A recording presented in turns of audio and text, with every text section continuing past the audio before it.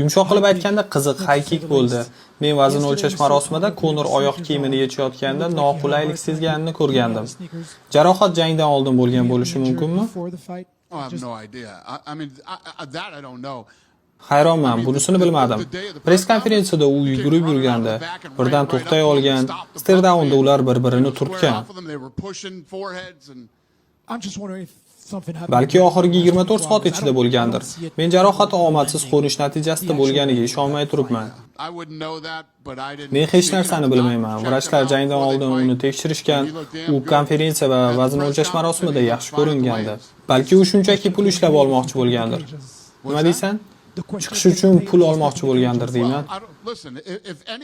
Agar kimdir Konorda qandaydir jarohat borligini bilganida biz buni sezgan bo'lardik. Konor torazidagi videosi qancha prosmotr yig'di? 40 milliondan ko'proq.